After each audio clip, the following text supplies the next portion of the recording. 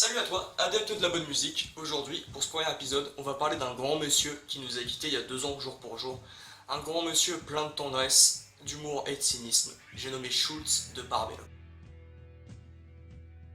Donc Schulz, de son vrai nom Roger Fritz, est né à Thionville où il a enchaîné les petits boulots, notamment à la centrale nucléaire de Cattenom et chez Renault, où il a fabriqué des 4L, avant de commencer à rejoindre des groupes comme Los Parayos ou les Porte-Manteaux.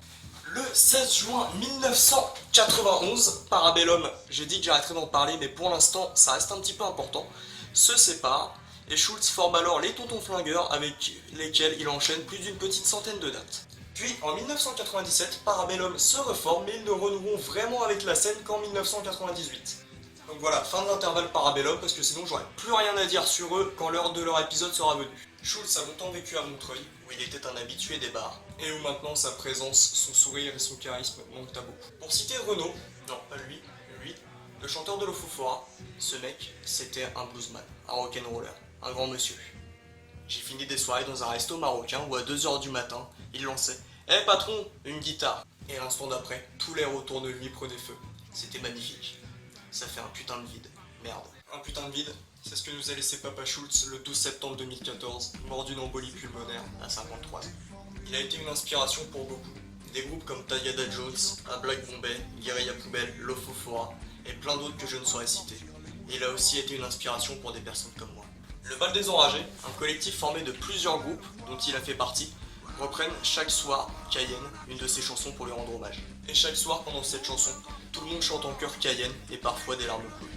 Ce sont les meilleurs qui partent les premiers, mais ce sont aussi eux qui vivent le plus longtemps.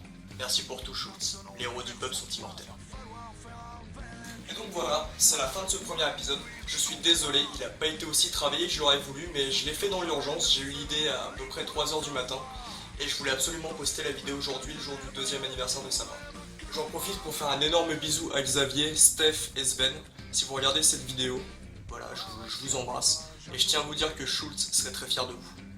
Donc voilà, dans la description, je vais vous laisser quelques liens. Ce sont des liens vers des musiques de Parabellum.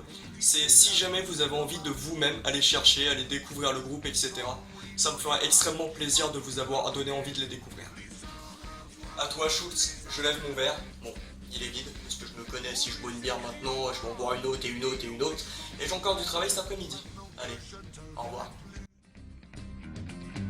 Je ne saurais jamais ce que nous sommes devenus. Moi je pourrais mourir 100 fois sans que jamais ne se noie l'écho de ta voix. Dans ces vers que je lève, au rêve que l'on partageait.